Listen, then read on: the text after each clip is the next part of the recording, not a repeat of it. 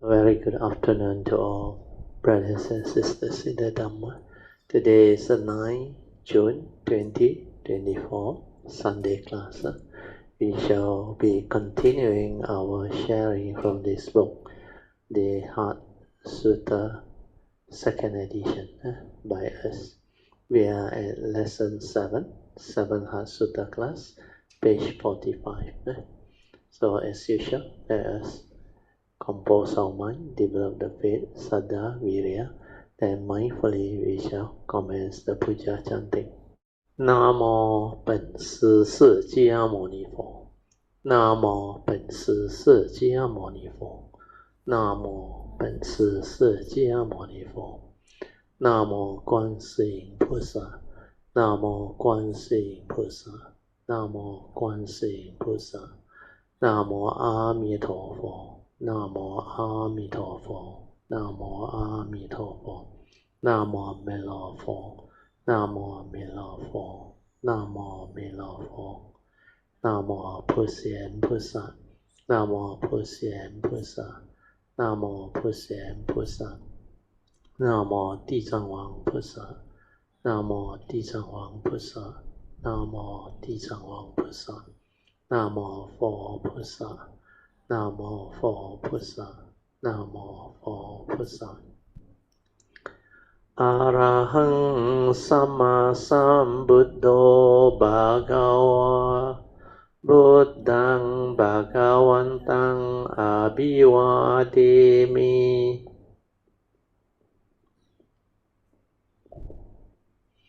สุขโตภะคะวะตาธัมโมธัมมังนัมมัสสามิสุปฏิปันโนภะคะวะโตสาวกสังโฆสังฆังนามามิ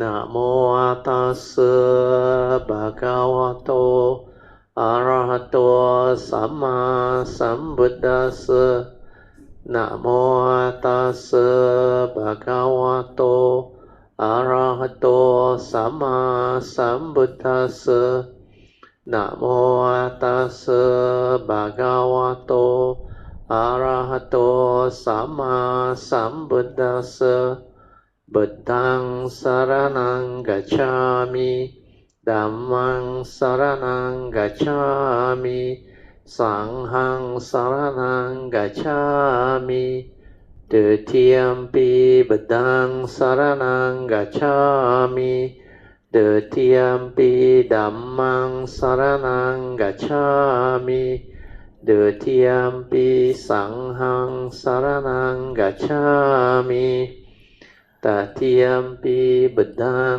สรณังกัจฉามิตติยมปิธัมมังสรณังกัจฉามิตติยมปิสังฆังสรณังกัจฉามิปานาติปาตาเวรมณีสิกขาปดังสมาธิยามิอาดินาดานาเวรมณีสิกขาปดังสมาธิยามิกาเมสุมิจฉาจาราเวรมณีสิกขาปดังสมาธิยามิมุสาวาดาเวรมณีสิกขาปดังสมาธิยามิสุราเมรยามัจจาปมาดัตตานะเวรมณีสิกขาปดังสมาธิยามิสา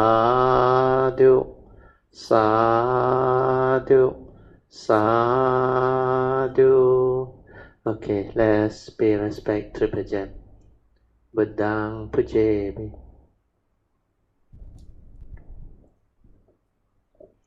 Dhammang Pujami. Sanghang Pujami. Okay, just relax body and mind and maintain some power awareness. Then turn to page 6 of the chanting book. we shall do the invocation to the Devas. Invocation to the Devas in this universe in their entirety. Let the Devas and then deities come here. Let them hear the good teachings of the King of Sages, which gives heaven and release Nibbana. This is the time to listen to the teaching. This is the time to listen to the teaching. This is the time to listen to the teaching. Samanta chia cao vai su atra gachantu devata saddhammang muni rajasa sunantu sakemokadang Dhamma savanan kalo ayang badanta Dhamma savanan kalo ayang badanta Dhamma savanan kalo ayang badanta Namo tassa bhagavato Arahato Sama Sambuddhassa Namo Tassa Bhagavato Arahato Sama Sambuddhassa Namo Tassa Bhagavato Arahato Sama Sambuddhassa Iti piso bhagava arahang sama sambuddho Vijacarana sampanno sugato lokavidu Anuttaro purisa dhammasarati satta deva manusanang Buddho Bhagavati Swakato Bhagavata Dhammo Sanditiko Akaliko Ehipaseko Opanayiko Pacyatang Veditabo Vinohiti Supatipano Bhagavato Saukasangho Ujupatipano Bhagavato Saukasangho Nyayapatipano Bhagavato Saukasangho Samicipatipano Bhagavato Saukasangho Yadidang Chattari Purisa Yukani Atta Purisa Pugala Esa Bhagavato Saukasangho Ahuneyo Pahuneyo Dakineyo Anjali Karaneyo Anutarang Punyang Ketang Lokasati Sadhu Sadhu Sadhu. Okay, now we shall commence from where we stopped. Turn to page 45 of the Heart Sutra second edition. 7th Heart Sutra class. So this is our usual Thursday class, which now Sunday class, which now we share it at my house. Last time was at Uping Ching Sir, the Mahayana Vihara there. So this Heart Sutra class is usually a 3-hour session. It starts or commences at 3 p.m. then end at 6 p.m. So normally the first session is pre-puja followed by Dhamma Sharing. And after about 4:10 to 4:30, we will normally end. Then we will have our 45 minutes of awareness-based meditation. Then we continue with the second session, which is meditation reporting, followed by whatever question you may have regarding the Dhamma, the meditation, and how to apply all this Dhamma that you have learned so that it can help you understand life, live life, and develop the cultivation to really be a blessing to all. Okay, now we start with 1.1. Now, what is meditation? So this topic is very important. In fact, it is the most important. Most people don't understand what really meditation is. And most people are quite confused, in fact. And many of them have been searching. And it's not easy to come to an understanding. The reason being, meditation is a very loose word. Loose in the sense that it's a very wide meaning. When we talk about meditation, it can mean many things. Whatever you meditate on, technically, I use the word technically, you can call it meditation. That's why sometimes they call it by different name. The Hindu come out with the understanding, they call it Hindu meditation. The Christian come out with an understanding, they call it the Christian meditation. Of course, the Buddhists also have their own meditation. But then what is meditation? Basically, you look up on the English dictionary, I think it's basically to train the mind to do certain things. And you call that meditation. That's why even under the Buddhist tradition, we normally start people with loving kindness meditation, or what they call metta bhavana. So if you train your mind to radiate metta or loving kindness, or a type of like universal kindness, then they call that meditation loving kindness meditation. Then if you train the mind to do certain type of meditation which they believe will lead to insight or wisdom, then they call it vipassana meditation, and they like this word vipassana. But most people don't understand what vipassana is. Vi and pasana, these two, when they come together, they call it vipassana. In fact, you can break these two words out. Vi is to insight. Pasana, Vi is the three characteristics. The Buddhists call it anicca, dukkha, anatta. Whereas pasana is to insight into these three characteristics. So whatever that can develop this ability, that trigger of the wisdom, is called vipassana. That's why when you understand all this, then you will not be gullible. A lot of people believe vipassana is a method or a technique to meditate. If you use that type of technique, they call that vipassana. If you use another technique, they call it samatha.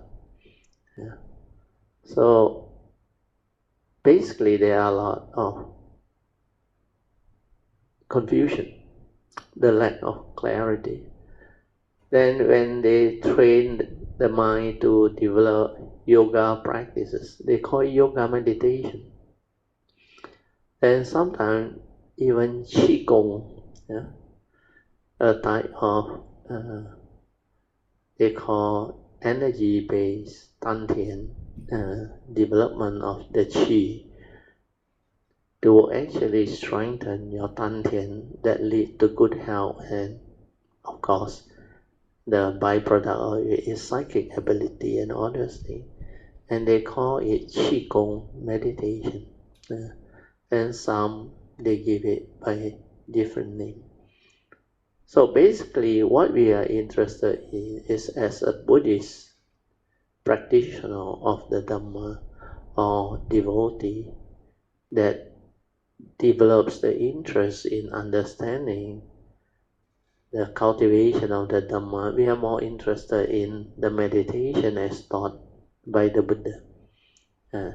From there, if you start, then chances is you will not make mistake and you will understand it very clearly.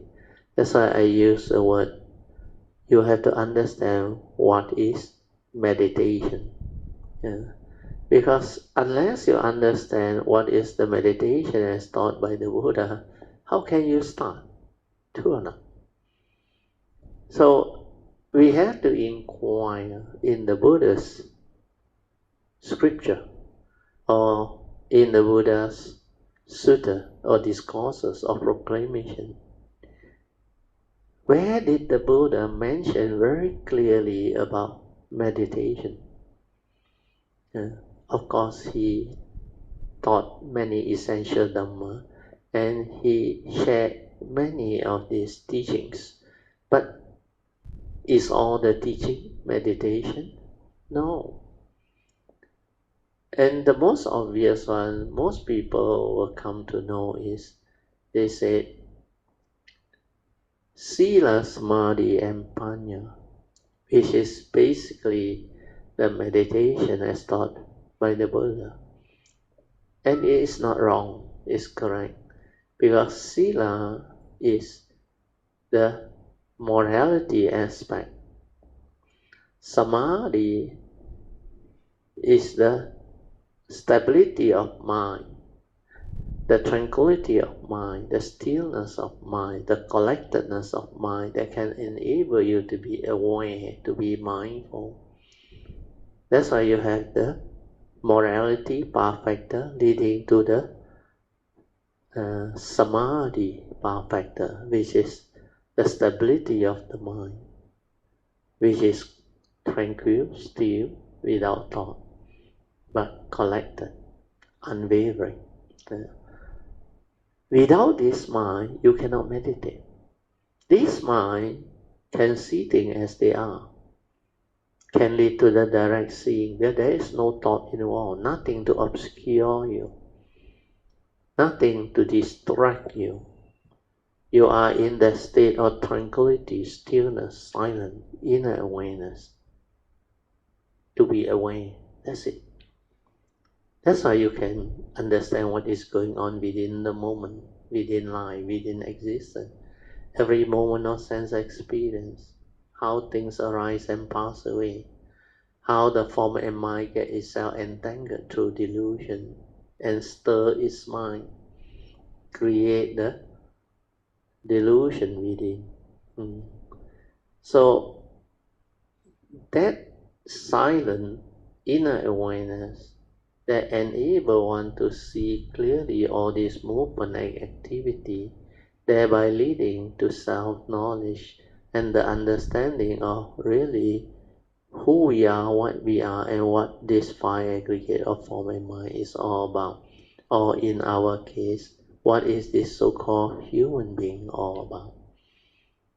And that is observation.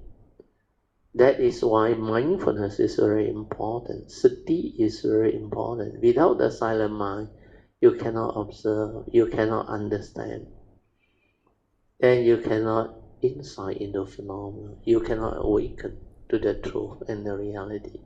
This will enable you to see things as they are, not according to your memory, your views, your opinion, your conditioning, your belief system, your accumulated views, opinion, conditioning, including all your psychological memory, your phobia, your insecurity, your fear, your worry, your anxiety. All this leads to wrong thought. And what are wrong thoughts? Thoughts that has the evil roots of greed, hatred, and delusion that will condition your suffering your karmic negativity, your misery. So these are the essential understanding of what meditation is.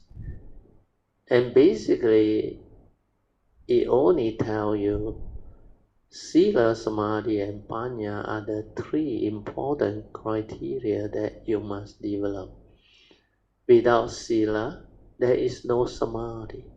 For Sila to kick in, you must, for Samadhi to kick in, you must have Sila.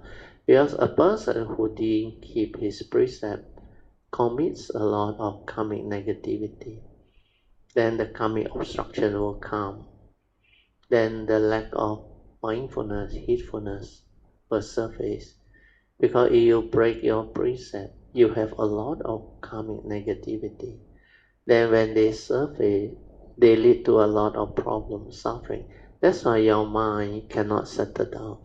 You cannot have the conducive causes and conditions for you to meditate, to develop the inner peace, inner calmness, and inner awareness. Because the mental hindrance will be there. And when you don't keep your precept, you tend to have the tendency of delusion. Means because you are deluded, you have a lot of wrong thought, wrong view, Sakaya Ditti, self-delusion. It will trigger off heedless thinking. Then it will trigger off the mental hindrance. The 5 mental hindrance that will hinder your mind from entering the meditative state of inner peace, inner calmness, and inner awareness. That's why most people cannot meditate. Because they don't understand all this, the essential Dhamma. So what the Buddha taught us is, he said, to understand the spiritual teaching, which is to understand meditation, you have to develop the 5 spiritual faculty so that it can help you counter the 5 mental hindrance, which we have gone through during the last Thursday class. So these 5 spiritual faculty which you all study, you must know how to apply them and develop them. The Buddha said when you have these 5, these are spiritual faculties that can enable you to understand spiritual teaching, develop the meditative mind. Because with these 5 spiritual faculties, the mental hindrance will not be there. Because they will counter the hindrance. And the 5 mental hindrance of sensual desire, ill will, sloth and torpor, restlessness of mind and doubt, they cannot arise to cause you to be deluded and heedless. Then there is no more mental hindrance to hinder your mind from entering the meditative state of inner peace and inner calmness and inner awareness. Then what happens is the spiritual faculty will take over. And when the spiritual faculty take over, your mind states are so beautiful. You will have the 5 beautiful spiritual faculty. Saddha, which is faith in the Buddha and his teaching, will make your mind very calm, very composed. Then when your mind is very calm and very composed, it has clarity. Then it can reflect and contemplate to understand who is the Buddha. Why is he so unique, so special? When you start to develop more understanding of who the Buddha is, you become different. Your faith towards him becomes unshakable. Your respect and gratitude towards the Buddha also become very different. Because he is not only an enlightened being. You can say he is the wisest and the most virtuous living being ever to be born. To have such a being to be your teacher, your guide, for you to take refuge in, you should have that joy, that gratitude, that what we call faith Because this is a great blessing. Where can you find such a great teacher? The wisest and the most virtuous living being ever to be born, to guide you, to teach you, to share with you the understanding of life, the secret of life, and lead you to the wisdom that can transform your understanding, to liberate your mind so that you can become an enlightened being who can understand life. And this will enable you to live life to the fullest, to realize the highest human ideal or potential that a living being can ever aspire for. So these are the understanding that will drive you to cultivate. That's why from the faith you develop the understanding, then it will condition you to go out to understand his teaching. Because when you understand his teaching, you not only free your mind from suffering, you also develop understanding of life, to live life. And you can live the life of enlightened being, a noble ones. The noble life of enlightened being, an Arya. Yeah. And all this can transform your life. Then life not only become beautiful, wonderful, life also become like meaningful, beautiful. So when you understand all this, then you will see the beauty and wonders of life. Every moment, every instant, the pristine beauty and wonders of life, they are there in the midst of life and existence. Why can't you see? Why can't you experience them? The one who see, the one who understand, they will appreciate all this. That's why in the Heart Sutra is mentioned, when you realize the Dhamma, when you penetrate and realize true emptiness, sunyata, life becomes wonderful, existence becomes wonderful. So there is real meaning to life. And life can be truly meaningful, beautiful, and wonderful, amazingly wonderful. So these are the beauty of understanding this teaching. That's why our faith in the Buddha and his teaching become unshakable. Then we go all out to cultivate this teaching. And that will bring about the virya, which is the second spiritual faculty. And these are mind states that are very beautiful. When there is virya, you won't feel sleepy. The mental hindrance of sloth and torpor cannot disturb you. It will drive you, keep you in focus. Then that will drive you to cultivate what you need to cultivate, which is our topic today. The Buddha said, you need to develop sati, mindfulness, awareness, the silent mind without thought, to realize your true mind, your true awareness nature that can enable you to see things as they are, that can enable you to develop the penetrative understanding and wisdom, that can enable one to insight into the three universal characteristics of anicca, dukkha, anatta. And all this is what Dhamma is.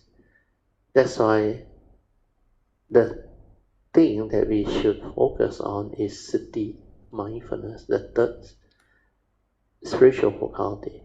And what is sati? Most people don't have clear understanding of what sati is. Of course, they quote the word standard answer. Oh, sati, mindfulness lah. But what is the meaning of mindfulness? Of course, the English word got two parts in it. Mindfulness. But you never inquire, full of what? If your mind is full of thought process, thinking, that is not mindfulness. That is heedless living, heedless mundane thinking. Here, they coin this word mindfulness is because they got no other way of describing that state, but most of them don't understand what that state is. The meaning is correct, mind in fullness. Full of what? Not full of thought, full of awareness before the knowing. And if the definition is that way, then correct. The mind that is full of inner awareness, tranquility, stillness, without thought. That is sati. Then when you can stabilize that, it becomes samadhi. That sati becomes stable and unwavering. That's why the free mind that is without thought, that can be in the state of collectedness and unwavering, that is samadhi. So with sati and samadhi, there is a meditative mind. You will realize your true mind, your silent mind, the tranquility of mind, the stillness of mind, the inner peace, inner calmness, and inner awareness. All this point towards the silent mind, our true inner awareness nature, which is our true mind. Before thought arises, that was your nature, spacious awareness, the oneness nature, the pure awareness nature. Some call it the Buddha nature, or our original nature, our true nature. But this one is without birth. It's the primordial, the original. 本来的面目. Originally, that was our nature, all beings' nature, the oneness nature, the true nature of all entity, all beings. But then we fall and get ourselves entangled with the karmic process and develop heedlessness until we have forgotten that originally from there we arise. That's why in the teaching, the 4 stages of creation or transformation that I share with you all, the 4 circle, evolution, movement. And when you meditate, you can understand, you know how the creation process come to be, and you will not be deluded anymore after that. But if you don't have this meditative understanding, you can't. That's why coming back to meditation, knowing that sati is very important. Without sati being stabilized until it becomes samadhi, we don't have the spiritual faculty perfecter of sati and samadhi.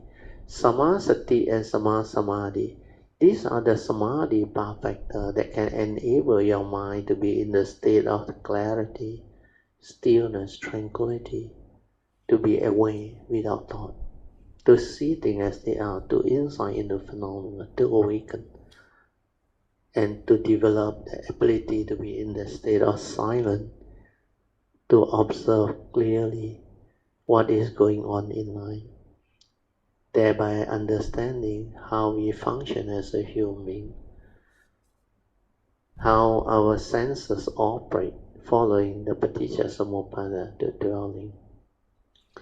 It is through this silent inner awareness that enables us to observe all this, that can enable us to awaken to the essential Dhamma of the Buddha, the law of karma, the law of dependent originating, or paticca samuppada, or the dwelling, and the law of truth, Dhamma niyama. So karma niyama, citta niyama, and Dhamma niyama, they can be understood through this awareness-based meditation. Then the most clear aspect of the teaching is the Dhammapada verse on heedfulness, Apamada Vaga, verse 21 to 32.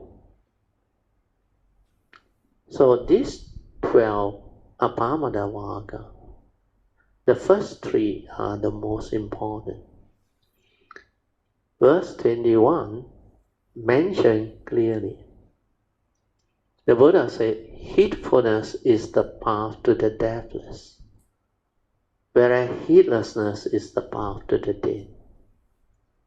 The heedful never die, whereas the heedless are as if dead.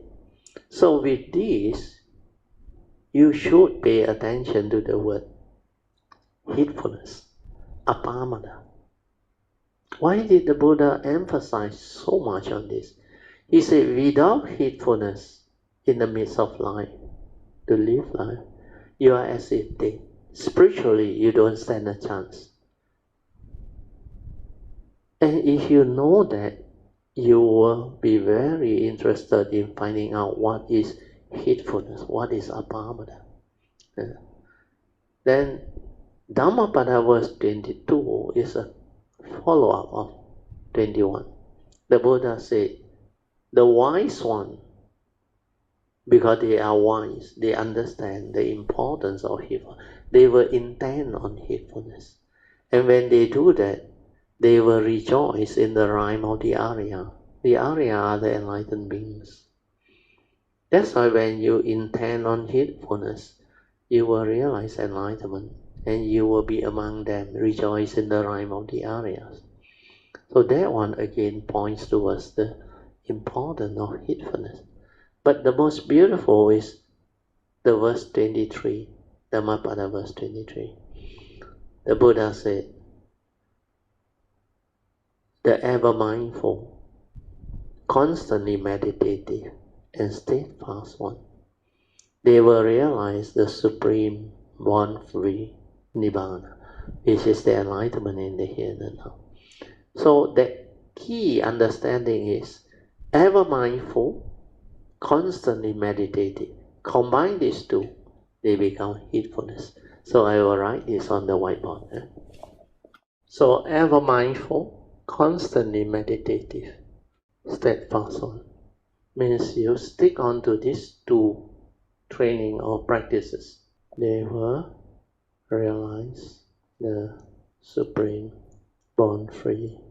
So this born-free Nibbana is what enlightenment is all about. So we have to look at these two words. Ever mindful, constantly meditative. You have to be in this state, to be in the state of heedfulness or apamada. So this one gave us the definition. So which means apamada or heedfulness is equal to these two components, ever mindful plus constantly meditative. So when you look at this word ever mindful, means you have to develop the understanding of what mindfulness is. So as I have already defined to you all earlier on, sati is mindfulness or an awareness before the knowing. Awareness before the knowing means it's just the pure nature's awareness. When you are just aware before the word come out, before the concept, before the labeling, when that conscious mind is just aware, before the arising of thought or what we call aggregates of mind, that is what sati is. So to be ever mindful, we have to train our mind to be mindful first, then stabilize it to be ever mindful. That's why the awareness-based meditation has two parts. The first part is to train your mind to be aware, then stabilize it to be ever mindful. You remember the four support? They all help you develop the stability of mindfulness. So what is important is you have to develop mindfulness first. So mindfulness or sati, you have to develop this first. Then stabilize it to be ever mindful. So you look at this, you will come to understand why I teach you the 4 support for awareness-based meditation is very important. It is to train your mind to develop this. So the first support is what? 4 supports for awareness-based meditation. First one is to relax body and mind. So when you relax body and mind means you are in a state of relaxation, at ease, no thinking, nothing. Then second support is what? Maintain awareness. Means just be aware. Don't try to know, don't try to do anything. Then third support is to stabilize this awareness or sati. So the last support is trust. Trust your nature to develop the meditative movement towards the end. So this will mesh into the definition of heedfulness. That's why when you relax, you don't think.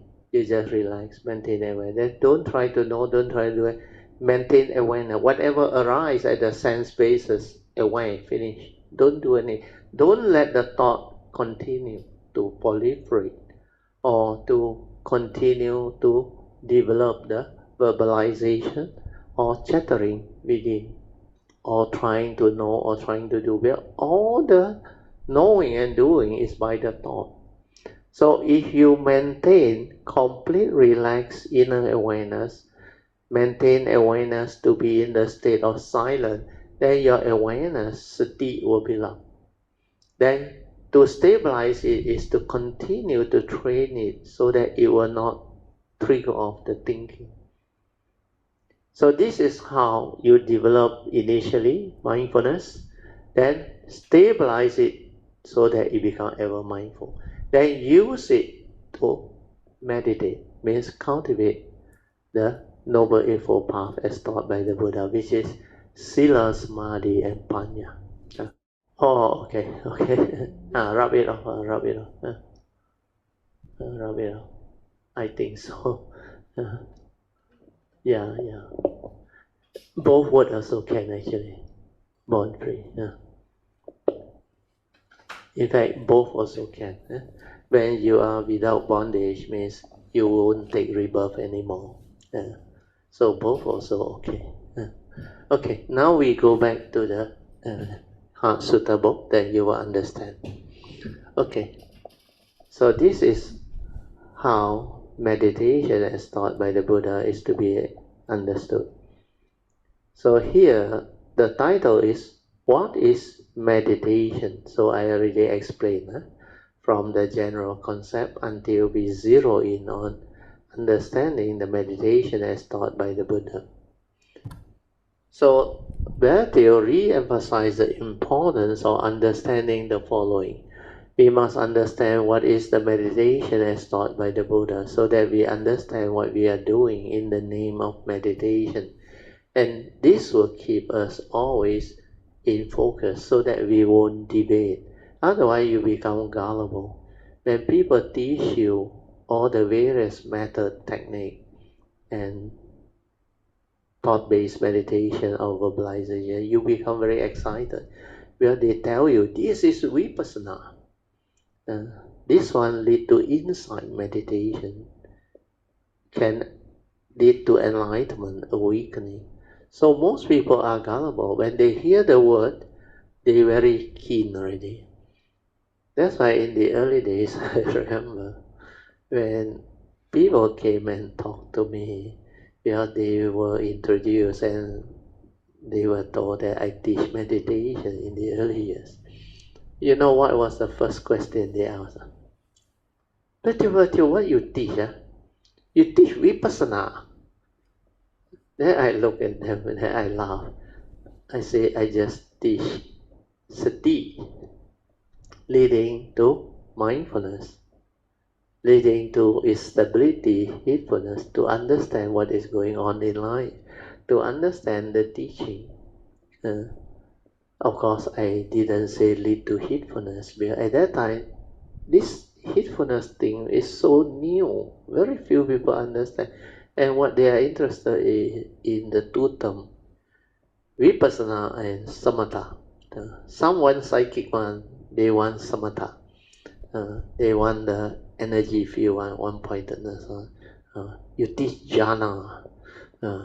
Then those who don't have the inclination towards jhana and psychic one, they will ask, you teach Vipassana. Not knowing that all this is not the understanding of what is meditation as taught by the Buddha. But the term, if you don't have the understanding, it actually doesn't help you because you are attracted by the words, either vipassana or samatha or jhana and all those things. And these are people who don't approach the Buddhist teaching with understanding. You approach it with understanding, you will not be gullible. You will not look for all this. You will want to find out basically what is the meditation as taught by the Buddha, or what did the Buddha emphasize on and teach, so that you can understand his teaching, so that you can develop the meditative training to awaken, to become enlightened. So look at the teaching and find out what the Buddha teach. The Buddha always emphasized on these few things. Heedfulness, then mindfulness. Then after that, he also mentioned about developing the ability to see things as they are, to insight into phenomena, to realize the three universal characteristics of anicca, dukkha, and anatta. Then the importance of sati, the spiritual faculty. So all this, if you piece them together, then you can get the whole picture clearly and come to the understanding that the meditation as taught by the Buddha is very clear, very clearly defined. You need to be heedful. The moment you are heedful, you are home. The heedful never die. Heedfulness is the path to the deafness, and the deathless, and the heedful never die. So all these understanding are very important. So the next part is what we need to zero in. There are two steps involved in the development of meditation as taught by the Buddha. So first step is to train the mind to be heedful. We are using a skillful means or an object of meditation to anchor the mind in awareness or mindfulness so that the mind is relaxed, aware, silent, and mindful within. At that time, I cannot straight away go in to teach you about the silent mind, the awareness nature. But at that time, I was invited to come out to share in the year 2004. The Buddhist community was so conditioned by the so-called popularly accepted way of meditation, especially the word vipassana, jhana, and all those things like what I have explained. Then the method and the technique, the skillful means, they are so popular, and you cannot just one shot tell people that all this is not correct. It's not about right and wrong. It's about understanding. If you don't understand, you will get yourself entangled into all those. But I developed the understanding gradually for them to understand. That's why initially, for those who have followed me very long, they will know. I never object to anybody using any method or technique. I say it's up to you. The more important thing is you must understand what is the meditation as taught by the Buddha. So if you make use of the method, technique, or object of meditation to be a skillful means to train your mind to develop sati, then it's okay.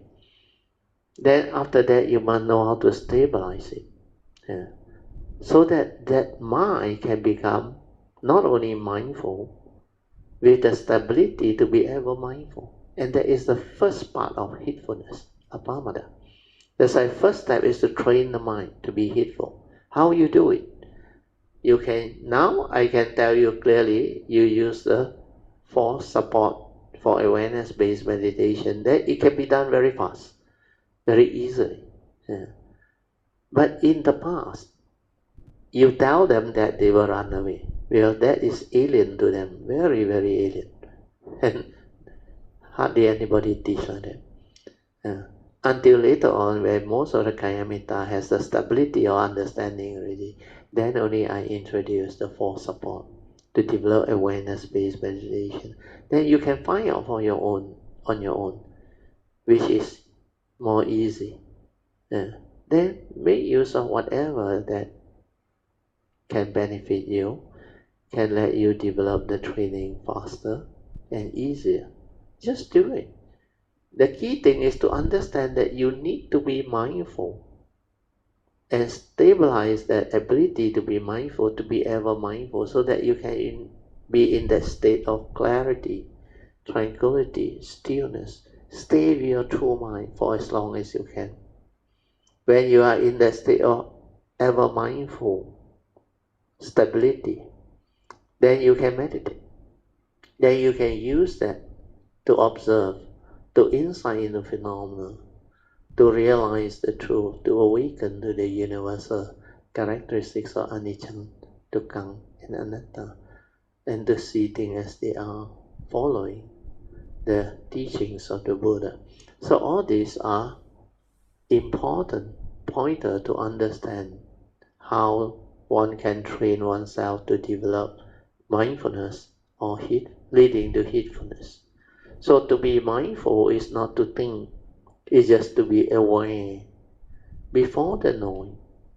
So don't try to verbalize, don't try to develop all the thinking, or we call it the chattering inside there.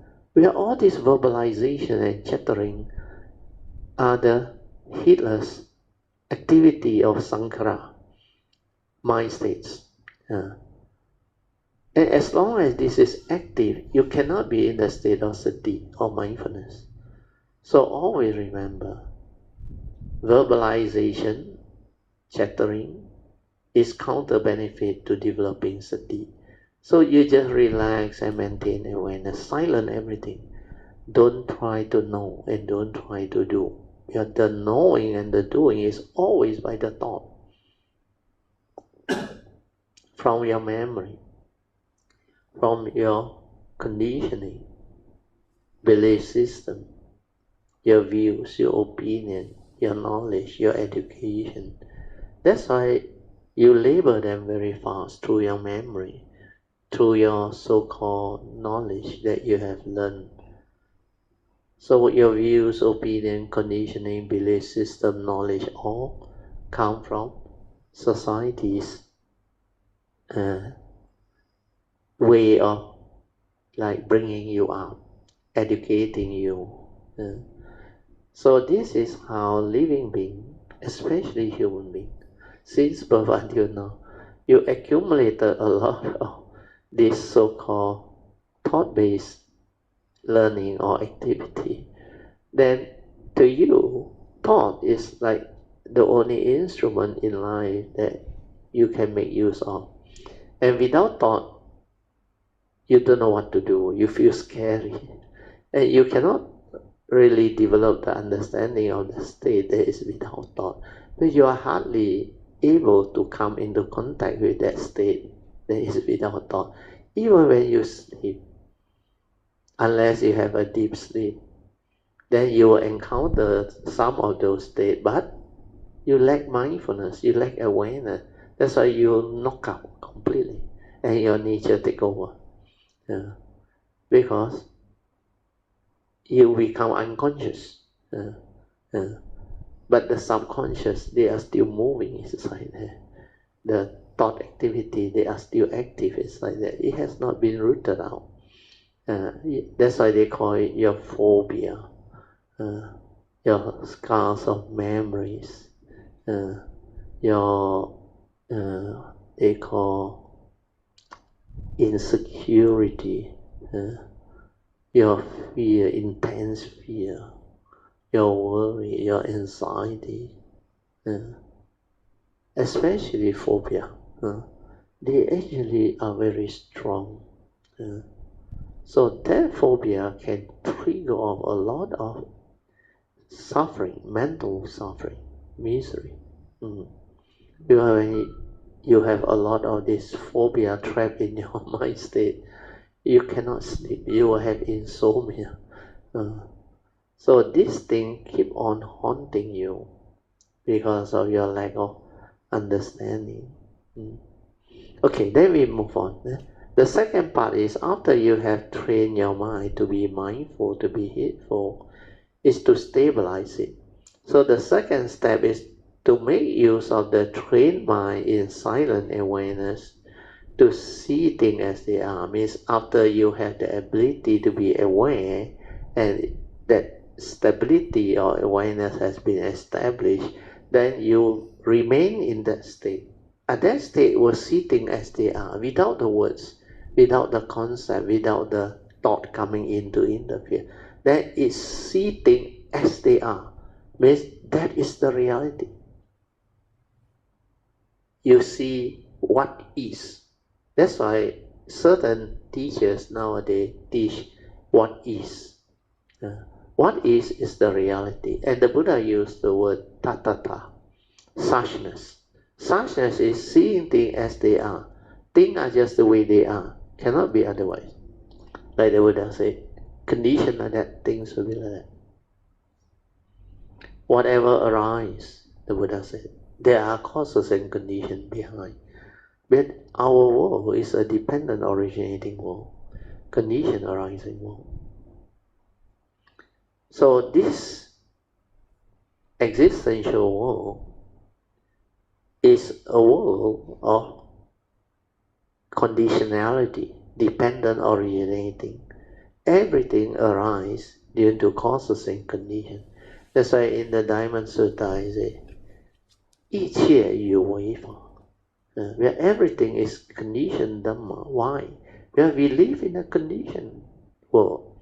That's why conditioned Dhamma arise. Without causes and conditions, nothing manifests. When causes and conditions arise, phenomena arise. Existential phenomena, they arise. And dependent on causes and conditions, they continue to sustain themselves. And when condition ceases, they cease to be. Where they are all dependent originating, condition arising phenomena. Not a permanent unchanging entity, no reality. They are all supported by existing causes and conditions. So once you are able to develop that understanding, you will have this ability to meditate, means to see things as they are, to develop the meditation as taught by the Buddha, namely the cultivation of the daily mindfulness or sati sampajana, daily mindfulness and clear comprehension.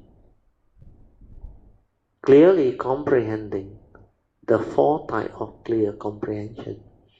And this four types of clear comprehension is to keep you in focus so that you will not deviate. So when you are mindful and you clearly comprehend, the first type of clear comprehension is sincerity of purpose. Means your purpose to develop this mindfulness is to develop the wisdom. You are sincere, not to deviate, to go and chase after psychic phenomena, to build up the egoic mind, to make you famous and all those things. So these are deviation. So clear comprehension of sincerity of purpose is very important. That's why I say you need sincerity, you need faith, then just keep on cultivating perseverance. And then the way will be there. The cultivation will take off.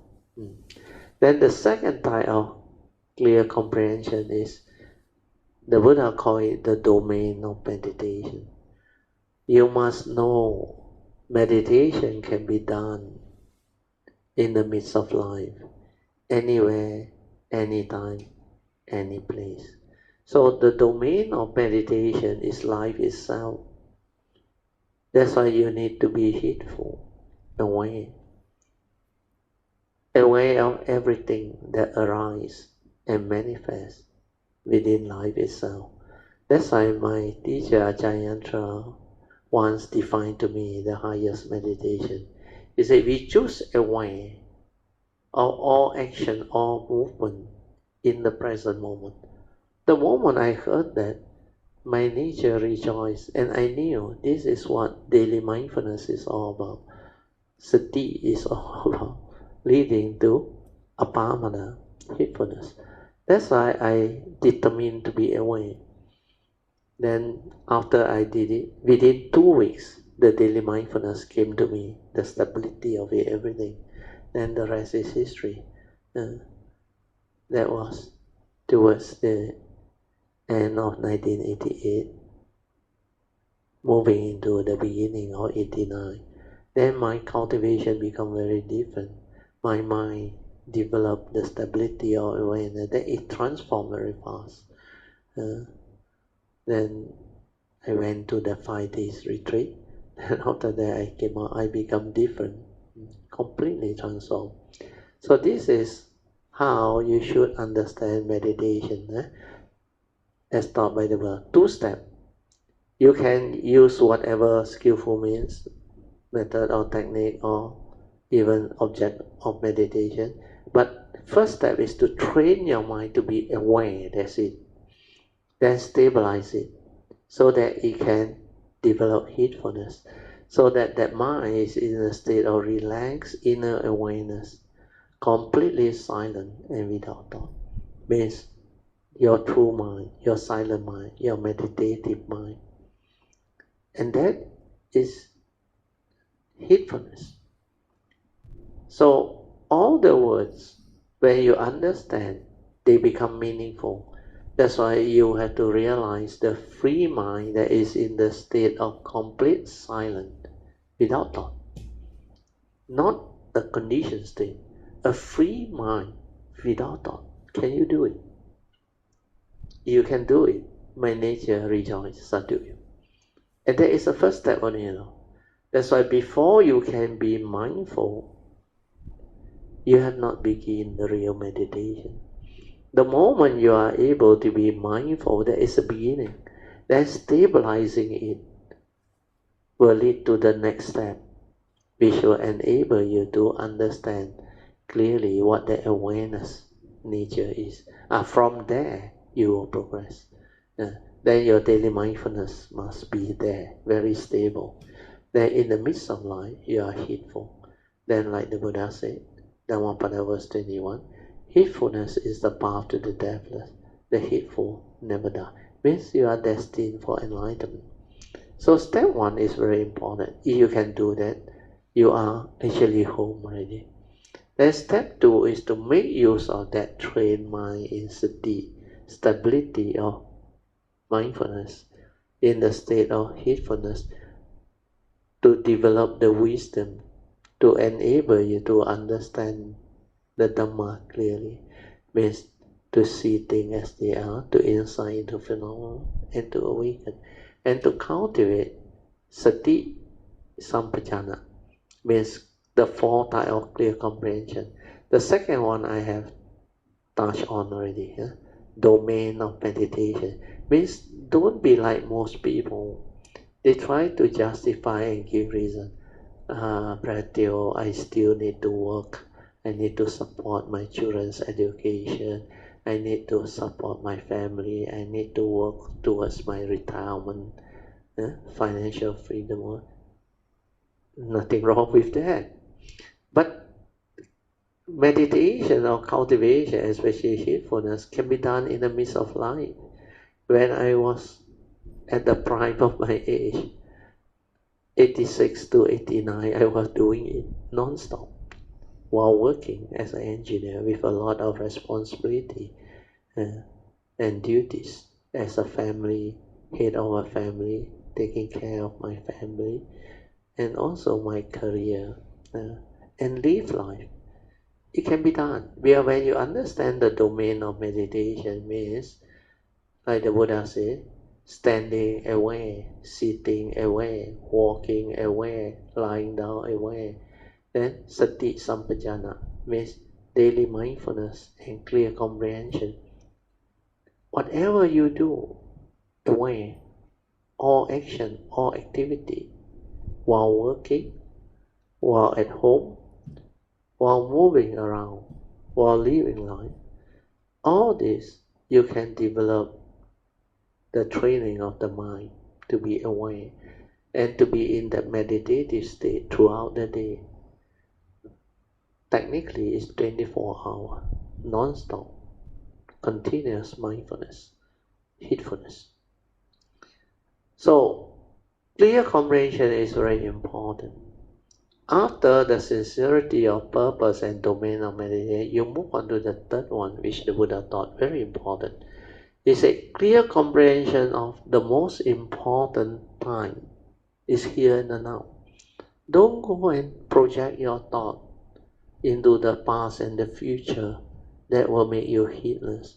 You want to reflect, recollect, contemplate. That one is okay, don't worry. But don't go and be heedlessly projecting your thought and developing all the fear, worry, anxiety. For what? You recall the unhappy past. You develop the phobia, the anger, the hatred, the jealousy. Then you project into the future, you go and worry about life. Oh, what happened if my boss come to know? Yeah? My wife come to know? Or my colleague, my friend come to know that my company has just decided to give me a love letter or fire me. Then when the doctor diagnoses you with something, you worry so much, your health problem, you dare not reveal it even to your own loved ones. That one are deluded, heedless thinking. People without Dhamma will create that type of mind state. So, clear comprehension of most important time is the here and the now will keep you in focus to be in the state of heedfulness, ever mindful. Then the thought cannot move, cannot project, cannot dwell into the future and the past. Then it is always within the moment with clarity to understand what is going on. Then it do what it has to do. Then it will know how to act. Then it will know how to have the clarity of mind to reflect, to contemplate, and to tell yourself what actually happened. Then how can I resolve it amicably so that I can move? Because no amount of fear, worry, anxiety, sorrow, and lamentation can help you. You must maintain heedfulness to be within the moment, to have clarity, to understand what is going on, then to move on, to resolve things amicably, following the Dhamma way. This is Noble Eightfold Path. Then clear comprehension of the most important place is the place you are now. It's like when you travel or when you are overseas. Instead of living there, having your good so-called vacation, to really feel what you are doing there, the presence. You go and think and worry. Then complain, the food here so lousy, at home so much better, the char kway teow, all those things. When you go to a foreign place, like the saying goes, when you are in Rome, do what the Romans do. Don't try to impose your craving, your culture in another place. But of course, you can have the condition to have some of the food that you like. Why not? By all means, pamper yourself where that is what you have, where there are conditions for you to have it. But if there is no condition, just let things be. Be at peace with all things. then the most important people are the people that are around you that you can help or benefit or interact with. Then every instant, every moment within life, that is what existence is. That is where the Dhamma is. Dhamma is everywhere in the midst of life and existence. Why can't you see the universal characteristics of existence? Anicca, dukkha, anatta. They are the truth. They are everywhere in the midst of life and existence. But these are universal characteristics of all phenomena. When you are mindful, silent, and aware, you can see them. They manifest every moment, every instant. There is clarity. So, clear comprehension of the most important place, time, and people will enable you to maintain your mindfulness to be within the moment so that you know your priority. So these three are very important in clear comprehension. Sincerity of practice, sincerity of purpose, domain of practice or cultivation. Then clear comprehension of most important time, place, and people. And the last one is non-delusion. Means the defilement of insight when they arise. You must have clear comprehension that these are defilement of insight. Don't cling on to it, attach to it, and be excited by it. Understand them and move on and continue with your training. Then after that, you move on to the cultivation of the four foundations of mindfulness. Then the three turning of the Four Noble Truths. And the final one is the cultivation of the Noble Eightfold Path, which is taking you back to the meditation as taught by the Buddha, which is Noble Eightfold Path. If you don't have this Noble Eightfold Path quality in you, then what you do or meditate on has no meaning. Well, if you really cultivate the meditation as taught by the Buddha, it will transform you and bring you back to the cultivation of the Noble Eightfold Path so that you have the embodiment of the Noble Eightfold Path factor. Where these are the embodiment of the enlightened beings. All the enlightened beings of the Buddha, they have this Noble Eightfold Path factor with them. That's why whatever you do in the name of meditation, if it doesn't bring you back to the cultivation of the Noble Eightfold Path, that is not the meditation as taught by the Buddha. You can develop the meditative training until you have psychic, super mind states, fantastic meditative state, which you think is equivalent to the enlightenment or all things. But then you check around. Do you have the embodiment of the Noble Eightfold Path with you? Do you have right view, leading to right thought, right speech, right action, and the four right living, or the four right effort to constantly purify? Then do you have samasati, samadhi? If all these are not with you, then too bad. The so-called enlightenment that you define is not the meditation as taught by the Buddha. Whereas the meditation as taught by the Buddha is very clear. It leads to heedfulness.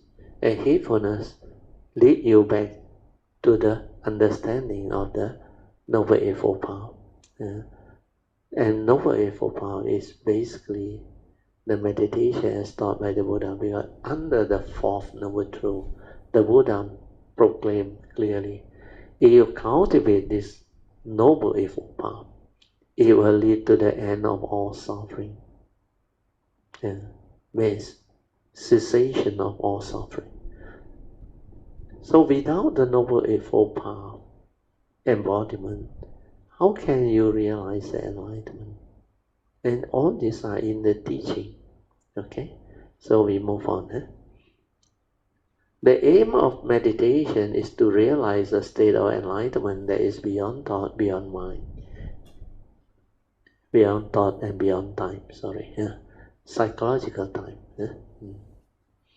Because the Dhamma is timeless, or akaliko in Pali. So under the salutation to the Dhamma, the Buddha actually proclaimed it.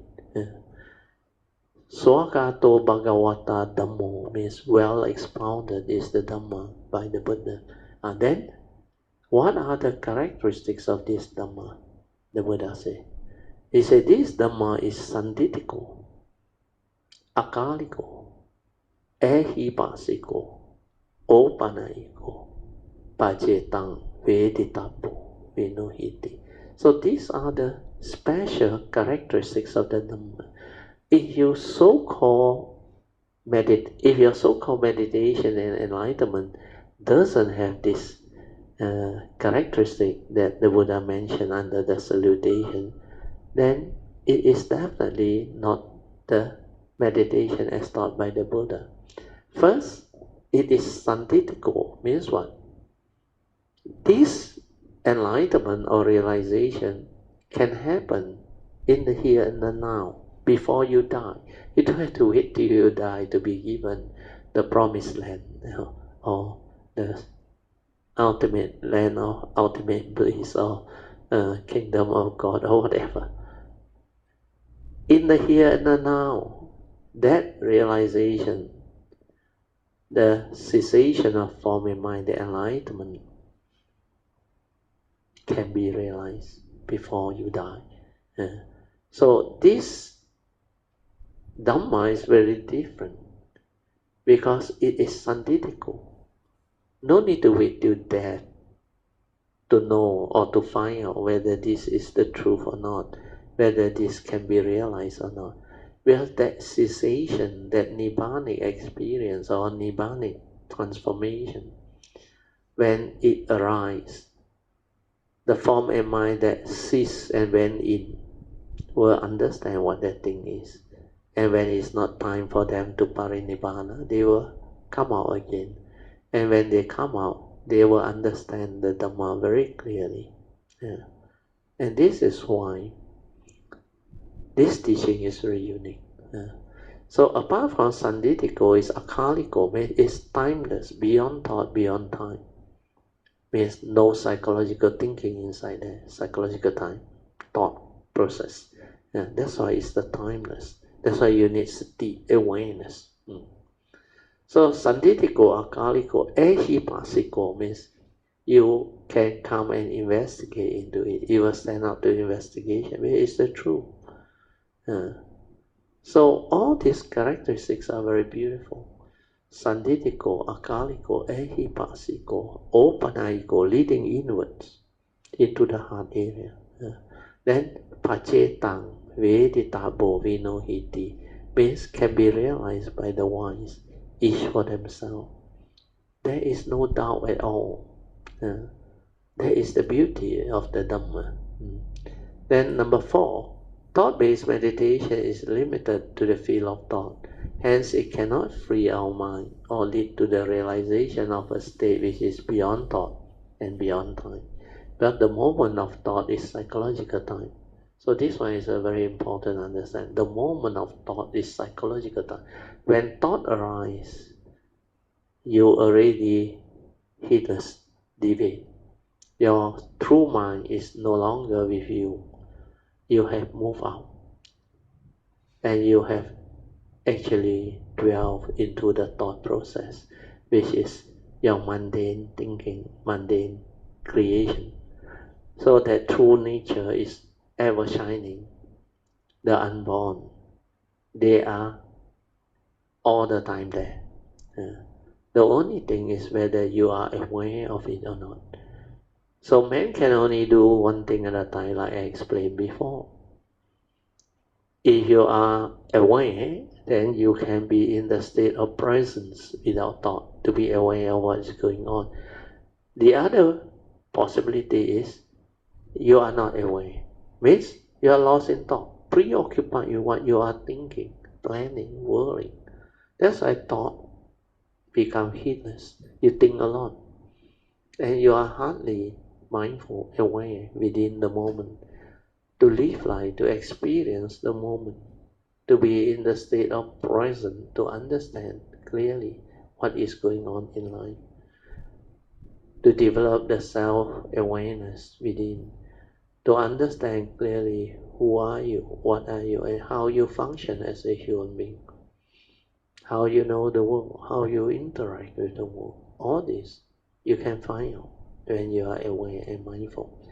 Then number 5, diligently cultivate the 5 spiritual faculties of Saddha, Virya, Sati, Samadhi, and Panya to overcome the 5 mental hindrances of sensual desire, ill will, sloth and torpor, or lethargic mind, or sleepiness of mind, restlessness of mind, and doubt. So this one we have covered.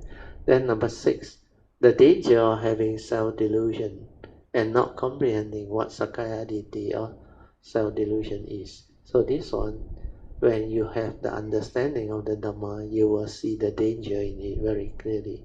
Sakaya Ditti is the delusion that manifests when the form and mind believe that they exist, that is the entity that they hold on to. Yes, they think that is what they are, a permanent unchanging entity, and they cling on to that, and because of that the egoic mind arises, the personality arises, hence triggering off the 3 evil roots of greed, hatred and delusion. They tend to be possessive, selfish, egoic. Then when things don't go their way, they develop anger, hatred, aversion. Then sometimes they develop jealousy, envy, and finally when they don't understand what is going on, they develop fear, worry, anxiety, and these are the evil roots. So the danger of Sakaya Ditti will manifest when you contemplate and reflect into all those things. Then number 7, importance of using mindfulness to observe and understand how your mind stirs or gets conditioned into mental thinking or mental proliferation and activity, leading to all the emotions and reaction to sense experience that condition one's suffering, etc. We are comprehending the famous Mahayana saying of Qi Xing Dong Nian. Qi Xing Dong Nian is very beautiful. The arising of the mind, the mundane mind, creates thinking. So Qi Xing is the arising from the mundane mind. So that one create thought process or thought activity. Then like our Theravada tradition explanation, hence stirring of the mind comes to be. As your mind starts to stir and create the movement. Or in the Theravada tradition term, it is called avijja paccaya sankhara. Dependent on ignorance, you create sankhara activity or thinking. Qi Xing Dong Nian. So this is very good. The arising of mind, create thinking, and stirring of the mind comes to be. So avijja is ignorant. Ignorant condition mind activity or sankhara activity. The first tooling of paticca samuppada. Originally, before the stirring, the mind is already in the meditative state of inner peace, inner calmness, inner awareness, and silence. So the stirring of the mind only comes about when we do not have the wisdom and the understanding of this fundamental principle of the original mind or true mind. Then through our own self-delusion or ignorance, we cause our mundane mind to arise. Hence, the stirring of the mind via our reaction to sense experience. At every moment of sense or consciousness, you move it out. So this one is very important. You read it attentively. So understanding that your true mind has none of all this. All these are the mundane activity. So originally, before the stirring, the mind was already in the meditative state. Realize that the meditative state of inner peace, inner calmness, still awareness within. So the stirring of the mind only come about when we do not have the wisdom, the yoniso manasikara and understanding of this fundamental principle of the original or true mind. Then through our own self-delusion or sakkayaditi or ignorance, we cause our mundane mind to arise, hence the stirring, via our reaction to sense experience at every moment of sense of consciousness. Train the mind to have the silent inner awareness and clarity to see all this clearly, then there is no more delusion, thereby understanding that if we can just let things be, then there is no more suffering or problems. And with this understanding, tranquility of mind will return by not trying to do anything or using the thought to suppress or control your emotion, etc. There is be patient to maintain the silent mind with clear inner awareness and let everything return to its original state before its stirring. Always remember, when there is no avijja, ignorance, or sakkayaditi, self-delusion, then there is no stirring of mind. Hence, having the understanding that only wisdom frees the mind. That is, the moment you have wisdom, your mind will not stir, and you are free.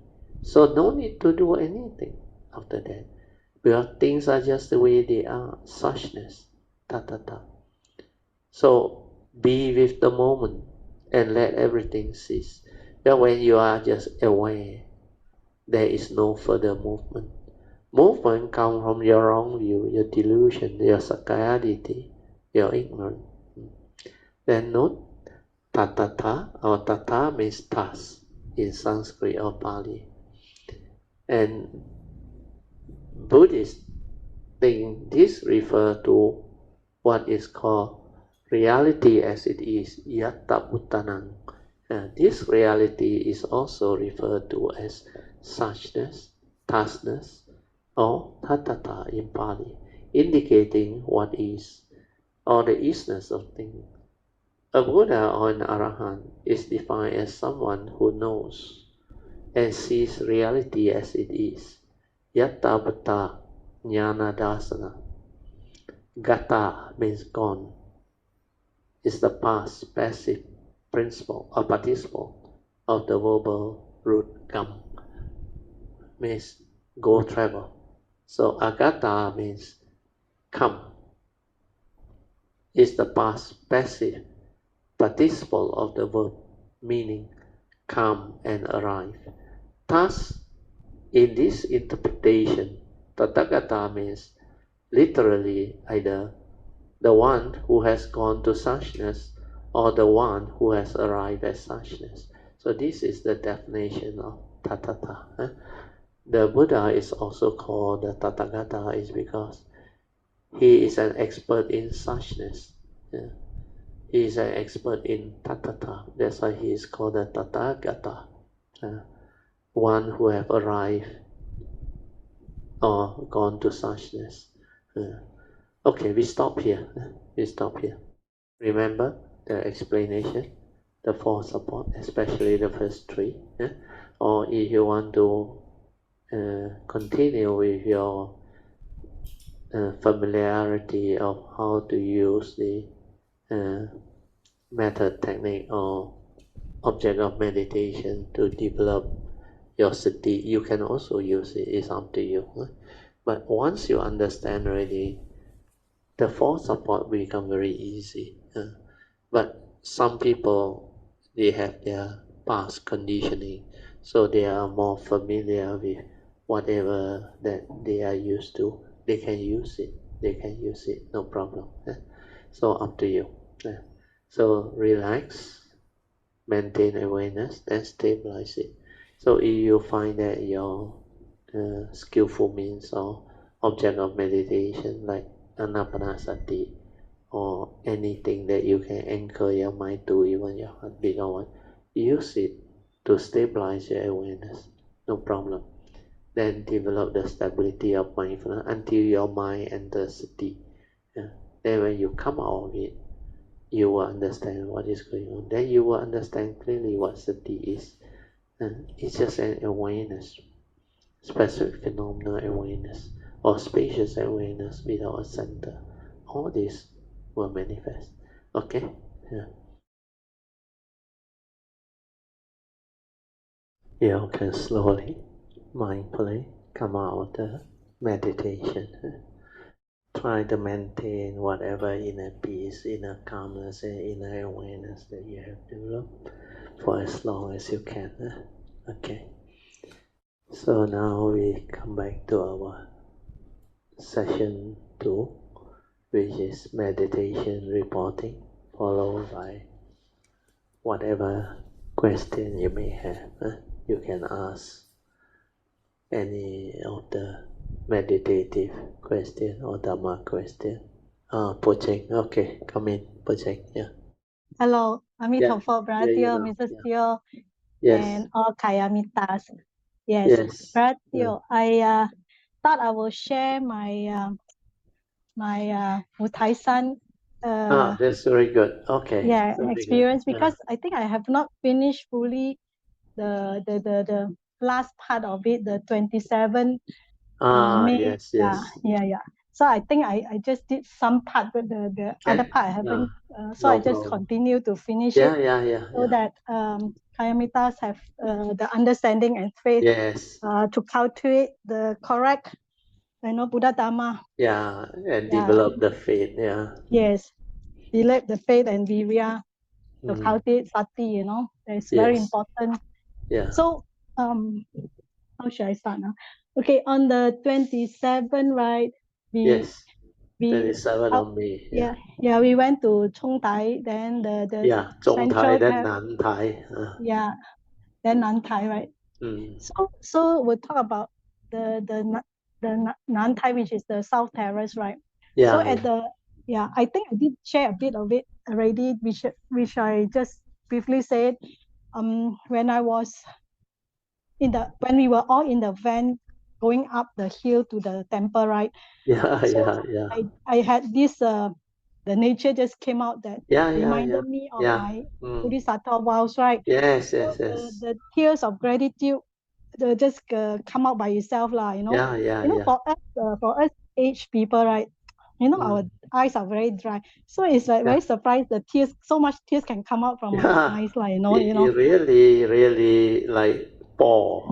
They use the word pour. yeah, It's like the tears keep on flowing out. it's just These rolling are down. very natural response of cultivator who have affinity with that place or with the great being's nature when they arrive at such spiritual way place. In fact, almost all my spiritual trip, there are various Kayamita who will encounter all this, but every one of them experience it in different manner. Then the intensity and all those things depend. For your case, also very good. Yeah, you better describe them, Poh Cheng. Yeah, Sadhu. Yes, so the tears keep rolling down, and then when the van reach the so-called parking lot, right? Yes. You know, so Uh, so I mean, I was like expecting everybody excited, very excited to get down to go to the temple, right? I mean, I was no different also, I was no different. I was thinking that my tears can stop already, that I can go already, but that cannot go, Brother Teo, it cannot go. continue. Yeah. It continued for quite a while. Then the driver also worried. They asked me. I said, "Don't worry." I say, "前世因 affinity and all." I say, "没事." Then I think the driver become more like at ease. Then later on, I think your sister also quite worried about you. Thought what is happening when there. Then she talked to you. Then you came back and told us. She said, "Oh, my sister said no problem, no problem. A lot of joy." And I was like, that's why all these people who don't understand, they were like, don't know what happened, because to you it's like that thing that manifests, trigger of the joy and the understanding, but the tears keep on flowing. And that tears, for normal people who haven't had the experience or understanding, they thought you are crying, crying very loudly, to a lot of people. But this is normal. This is what cultivation is. This is what the spiritual affinity with various type of way place that you visit or that you have affinity with. Then sometimes is the like San is Wensu Pusa's, they call it the Dao Chang or way place, where her nature or his nature is very unique. The nature's energy ever radiating for the cultivator of the way, and they are everywhere on the San. But at certain of his main way place, or they call it the terrace, uh, especially at Zhongtai, where there is a lot of the relics and all those things. Then Beitai also. Then the other one is the Nantai. So Nantai one is where the thing manifests as you approach. So all these are very natural things that will happen. But the cultivator of the way who experience that will know. And there is no like unhappiness or suffering or what, nothing. It's just that joy inside the vibration and that affinity that brings forth that thing. Yeah. That's why you experience them and you can actually understand them. Then later on when you share, especially that night, when we had our second sharing that time, when we were at San. So that sharing was very good. After my sharing, then I actually let you share. Uh, so it was all in the recording. Now you can continue, Poh Cheng. Yeah. Yeah. So after the tears, the band stopped. I started the sound come out, come out by itself, right? You come out by itself. The sound is like, it's not the crying sound, but I don't know why people say it's crying. But anyway, I will describe it to how it was. Correct. Actually, You better describe it your way because people who don't understand, to them it's like really crying. yes, correct. Actually, what happened to you is a lot milder than what happened to Song at the Hermes Sun. Wow, Okay. the song one really louder than yours and sobbing, the tear non-stop one, flowing out like stream like that, until I also went near him and look at him, I asked you, what happened, what happened? Then came and asked me, I said, 没事,I said, 全是. Then at first he thought he influenced by song, he also tears flow out. Then he walked away from song for about 30 meters. Then he realized that tear also didn't stop. Means he also has affinity. That's why after that he was so amazed. After that trip, he become very different. He has faith in the Buddha Dhamma and the Triple Gem. Before that, he was a normal tour, what you call organizer or uh, people who plan tour for people from Malaysia, taught you like that. But after that, he liked our Kayamita and he really have a lot of faith. Then he followed us. Then he learned a lot of things. Then he also like helped to do us a favor. Like he said, all the trip after that, he said where he planned, he is not looking at the profit. He tried to bring the cost down and give us a fulfilling spiritual tribute. He know this is important. This one is very meaningful and different from what he normally take people. And even the China Tao Yu also later on when they come to know about our group traveling, they also realize, he said, your group is different from other group that they bring. They call it Bai Bai for. They come here to like make merits. They come and like make donation offering Bai Bai, then they walk away. But this one come with the spiritual understanding. Then we know where to go and where to like stay longer, and where to develop the chanting, the sharing of merit, the transfer of merit, and at the same time even the chanting of Heart Sutra and the various type of great compassionate mantra, and even the chanting of the four objects of veneration, Vandami, Jeti, and Sama. All this will come naturally by itself. Then the weather, the manifestation, everything is like meant to be, and it's like the sign that there are cultivator of the way beings that has that nature to like uh, come to that place, and the manifestation is, like I explained, is a type of nature's occurrences. It will manifest on, is part of nature's condition, and everything just fall into place. Of course, the Dhamma protector, the non-humans, the spiritual nature of a lot of cultivator, and a lot of these great beings nature, they all together manifest all these phenomena. So cultivator of the way who has the affinity and what we call ability to connect to them, they will experience all this and manifest all this. That's why different people will encounter different experience when they are there, but most of them has to do with their heart, the heart area. Yeah. And a lot of very good wholesome vibration and nature's energy has gone in, especially for those who have the past affinity, the faith, the understanding, and the cultivation. They would have received a lot. Yeah. Even among us, Kayamita, like I say, our collective consciousness, our Kayamita force nature, together with theirs, they manifest into something very beautiful. Yeah. And this is what will happen. Yeah. So for your case also very beautiful. And there are a few Kayamita who had the experience, except some of them describe it differently in their own way.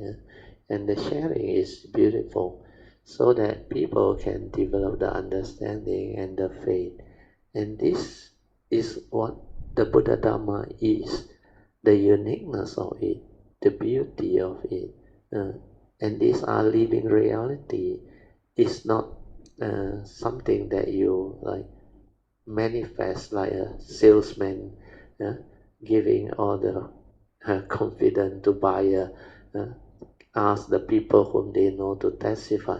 These are Kayamita that on their own they went through and not testify but share their experiences. Then you witness them. It's not only one time, two times. Many, almost every of our spiritual trip, there are many of this manifestation. And this is very common when you encounter cultivator of the way, when you encounter beings that has the understanding and the affinity and what they call condition to be in those situations. Very good. You continue, Poh Cheng, yes. Yes.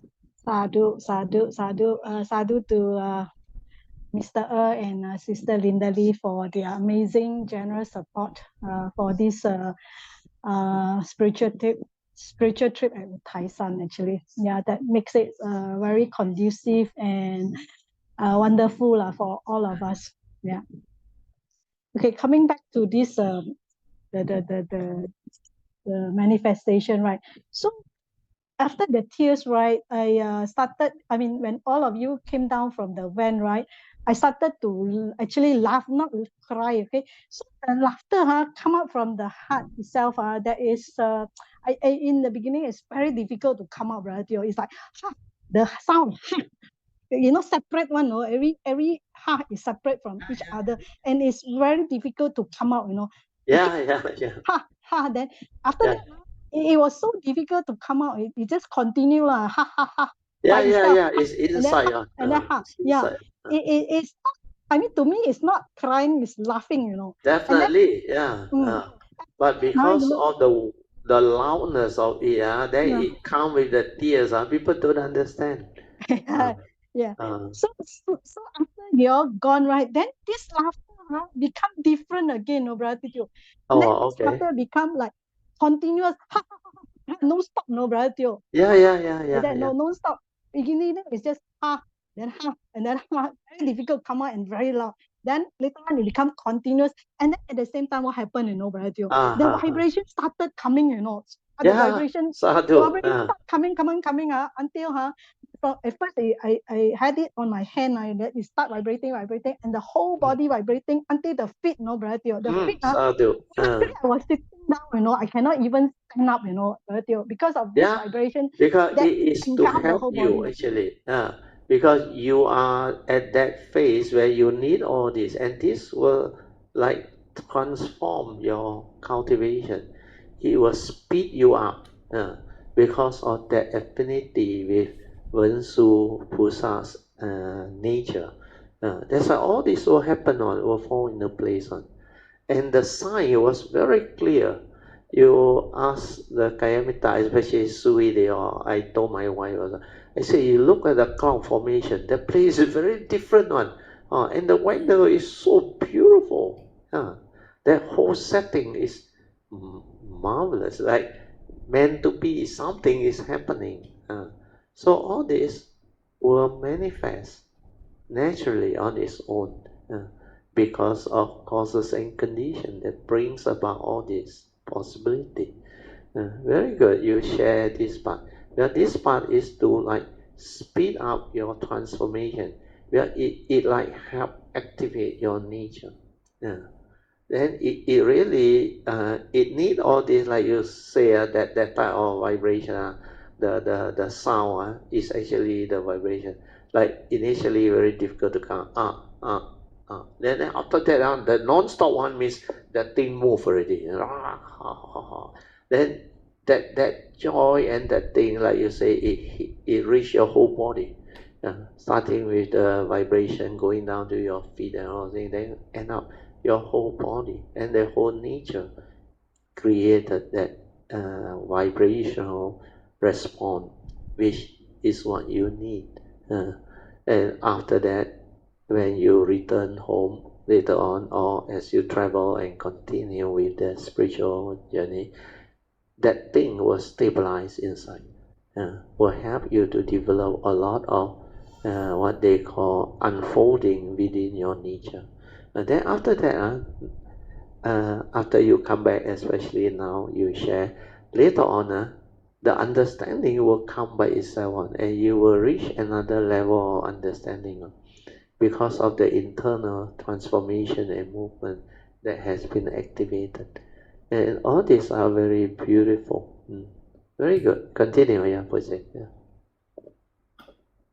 Yeah. So actually, I saw although I'm doing all this kind of thing, right, brother Teo, I'm very aware what is going on around me also, you know. And then when my sister came to the van, right, to get something, right, I also fully aware what she doing one, no, this all my vibration and my ha ha ha, you know, that kind of thing. Yeah. And I also know what my sister was telling me also, you know. Yeah. As she talked to me, I Your also know what awareness she is said. there. Yes. And you So know how to tell your sister, don't worry. That's why he came back. She was very happy relating to us what she heard from you. He said it's not crying. He said a lot of joy. Yeah. Continue, yeah, Puja. she actually knows that I'm laughing already when she came to the van, Because because when she the is near you, she can make the difference, sees yes the difference. yes she knew that I was laughing already, you know, Yeah. and she said, "Oh, your laughter, very different, you never laugh like this Yeah. before." I mean, I heard her saying this kind of thing, you know, Yeah. to me, you know. And then after a while, actually this thing happened by itself, like you know, you don't need to do anything, you just observe, aware of it, right, Yes. until everything Just finished, you know, silent, and it will manifest by yeah itself. yeah, it manifests until it's complete one, no, brother Teo, Yeah, this yeah, case yeah. it's Correct. complete. That's why you thought it was stopped already when the van stopped, but it wouldn't stop on. It will continue. Yeah. Correct. It will Like continue Song, when he was there at Umaisana, actually before we even come down from the bus, it started already, you know. But the moment he reached the statue there in front, wow, that sobbing, I think got easily 20 minutes or 20 minutes or very, very loud. And the tears are flow like cannot stop one.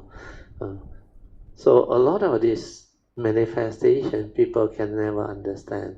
But then later on when you talk to them, you speak to them, they will tell you there is no sorrow, nothing. It's like something inside just activated, and the affinity, everything, they will be generated. In fact, actually, before we went for the Amazon trip, there were signs already. Then I forgot already. There is one person who joined us for a short while only. I think it's a her. I think it's a she. It's a girl. She did mention no. Like some higher being told her, no, four of the Kayamita have very strong affinity with Puja and Puja. And he named the four. And really, one of them is Song. Very strong manifested. The other one I remember is Hui Rong. Hui Rong finally didn't, but he didn't go to that trip. But finally he went on her own. He brought the daughter there or what, I forgot already. Then the other one is my wife. Then there is another one I forgot who already. Four is it? Has very strong affinity. So all this they will manifest on. Yeah, you continue, Poh Cheng, sorry. So luckily I you see the thing is when people, I mean, I heard the Kayamita telling me to, especially like Sister Ingbi sitting next to me, right? She was telling me, Poh Cheng, Sister Poh Cheng, let's go down and pray to, I mean, this Kuan Yin. I mean, she was telling me this. I actually heard what she said, but I cannot move, you know. I cannot move one. I have to complete the whole manifestation. No, I cannot move one. No, but like I told you it before, will even happen when you have to go through the whole thing one. Yes. So when it happened in house also, I have to let it happen all by itself, finish before I can move on. This is what I experienced, my understanding. So when this thing manifests, I cannot like move on with whatever that I need to do. No, I cannot. I have to complete the whole meant to thing. be. That's why you will just accord and flow on, and the thing will make you like that and you will go through all this one. Yes. And later on you will understand it better on. Yes. So I'm saying this here so that I would like Kayamita to understand, although I heard what they are telling me, but I cannot follow what they say, I have to follow my nature telling me I have to do this, I have to do it by itself, complete the whole thing. That's what I'm saying. Just like my sister also tell me, let's go. I also cannot go one. Until everything complete, then I will by itself go. Correct. That's why I told them, don't worry, just let it be. Correct. Everything will be fine. So Correct. all these are what nature's occurrences are, and it's meant to be. Will be. It will unfold. It's beautiful. Good. Sadhu. Yes. Sadhu. So this is to give clarification and understanding to Kayamitas. So they understand fully what is going on. And then after this thing completed, right, brother? My whole body have to like rest for a while so that you the need whole the thing. rest. Definitely. I have to rest on the chair there, to like how you call that, like melting, like melting, it was vibrating and vibrating. It's like very active, right? Very active, that word active, melting is very beautiful. Like you let it melt into it. Melt. It is supposed to settle you down, and the whole of the nature need that window, that's time frame for you to go through to finish it off, which is very beautiful. Yes. So it had to melt slowly, and then after that settle, right, then only I can start moving. I can realize my leg can move already, my leg can move. Yes. So I get down from her bed. Then the funny thing is, like you said, I trust my nature. I just know what to do after that. I even a 3-step one bow all the way to the top of the hill, Brother Teo, Oh, sadhu. Yeah. I did that, but Brother Teo, I must explain this part, 3-step one bow. This time, I didn't do the traditional way because of my age and the steep slope. I look at the steep slope, I sort of know what I need to do. Your nature will know how to adjust. Yes. So I adjusted. I do the simplified 3-step one bow, meaning version, yes, meaning 3-step and half a bow. Not bow to the floor, not on the ground. Correct. So that my knee won't get hurt, that kind of thing. So I did that all the way to the top, and then I come down halfway to go up the stairs. Where the Guan Yin, somewhere near the Guan Yin with the big plaque there. So I walk up the stairs and then walk up all the way to the entrance of the temple, where you see the first thing you see is the Maitreya Buddha and the Whiteboard, Dhamma protector there. So after that, I tell you, very funny. Suddenly, I come out from that way toward the small little place. The little piglet came running, running towards me. So this piglet in the temple, sadhu. full of joy also, that I never expected the piglet run, towards my leg, Sometimes these are signs. When there is joy, they manifest on, they come on her. Like last time in Melbourne, that dog just came. Because they can sense your energy and all those things. Then this thing will manifest. Very good, sadhu. Yes. So after that, I didn't do much thing, Brother, because I was looking for y'all, where y'all. So I just walk. You were trying to catch up with us. Yes. So I continue to walk towards the end of the temple, so-called end of the temple, where I can. Where the stupa. Yes, where the main hall at the back. Wow, the cloud formation was fantastic. Actually, before that, it was the 5 manifestation of the Wensu Pusa, So it was very beautiful in the shrine hall. The images. Actually, I met Brother outside the hall, actually. That's where I met the group there. So after that, I went in to pay my respect, right? Full of joy, And actually, Brother, although I full of joy, I do not know who is who the Wensu Pusa by the Chinese name. But after that, I got Sister Linda Lee to explain to me in Chinese, the name, so I get to know that it has a manifestation of wisdom. Yes. Pusa's manifestation. Wensu Pusa's manifestation. Actually, also the baby, baby Wensu also, baby Wensu. There's one. Baby Wensu also. When Wensu manifests as a young form and mind when he arrives. Correct. Yes, correct. So it was very beautiful. And then after that, I went out to join Brother and all the Kayamitas at the Pariputra pagoda there, that do the chanting and things like that. And then Sister Ingbi also joined. I mean, actually, I joined Sister English because she hasn't done the going around she invited me to join her. So I was full of joy that she was teaching me all this, the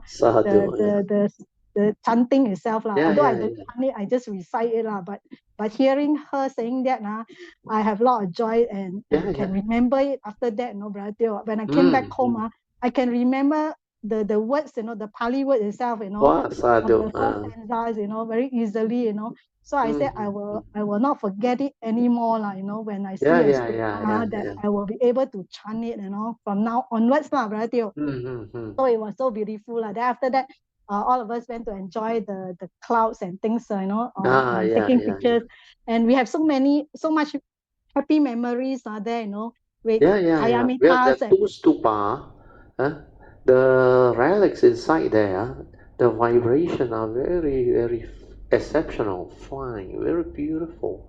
And you stand there, you can feel.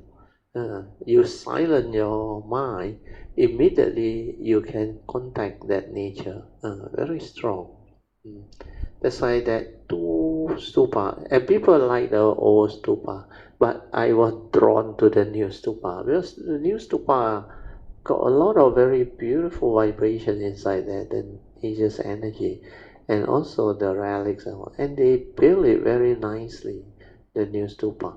All the dimension and all the what they call setting, everything. That's why there the formation of the cloud is really exceptional. Then of course the flat cloud extend to the other old stupa there. And then later on, I think somebody told us that the terrace were all there. They were above those terrace, three of the terrace. I think. I think that was Sister Suri that explained about the clouds, formation that because she was taking extend the to it. photo after I tell her about the new stupa. Yes, Then she went up. Then she realized that the straight line was across the terrace, the few terrace. That's why she came back and called me, and a lot of Kaimita told me, Sui looking for you. Then I went up there. Oh, then I saw. Then I was full of joy to say, yeah, I didn't know that cloud extend until the other side. It's meant to be. That's why sometimes certain thing that I may miss. People will come and tell me, actually it's the being up there want me to know. Then they will go through some of the Kayamita or somebody, then somehow I will be called in on. And that's how it happened. Very yes, good. yes. Very Actually, it's so beautiful. beautiful that I have the opportunity to build very good relationship with all Kayamitas on the bus or the van, but Yes, and especially, also the first time you join us on a spiritual trip of this nature to China, that's why it is a great experience for you too. And yes, the yes, timing is such you are ready, and this trip is meant to be. That's why a lot of things just manifest happen, and because you want to help your sister, I think this trip you managed to help her. yes, It yes. I created the think so. condition for her Yes, to understand the coming thing, and yes, the situation can be a blessing in disguise if she can understand that all this is meant to be for her to learn, for her to understand why the form and mind can do such like to her like very stupid type of decision and thing. It's not to say why, it's karmic consciousness. When they come, they condition you, they really take control of you. And you will really do that type of thing which people say is stupid. Even like a lot of people got scam or those things, it's coming. You have to pay back one. Uh, then they think back, how come can be like that? Then they will tell you, I don't know. It just happened. Uh, because my nature, like I share with a lot of you, okay, Mita, after 1989, my nature can see the karmic conditioning or no. That's why I can see a lot of things, the sign, everything is going to happen already. And I can sense it or no. Then a lot of things will manifest and let my nature understand. So then I realize all this karmic condition, you cannot avoid on, you cannot run on unless you have the wisdom and the understanding. That's why my nature has the understanding. Then I can see the sign. Then I can do something about it. But also, not much. It depends on your level of understanding and cultivation. Uh, for my case, is for me to learn to understand. But I purposely want to understand. How come I felt like that? Then I purposely order the food, or I purposely pass that place where my nature tell me don't go, don't cross. I purposely went. Then I developed mindfulness awareness to be attentive. And then I came to know what happened. Because the conditioning already there. And it's going to happen already on. So if you don't have this sensitivity, the Dhamma, the understanding to see the sign, you will not change course on. It will go that way already.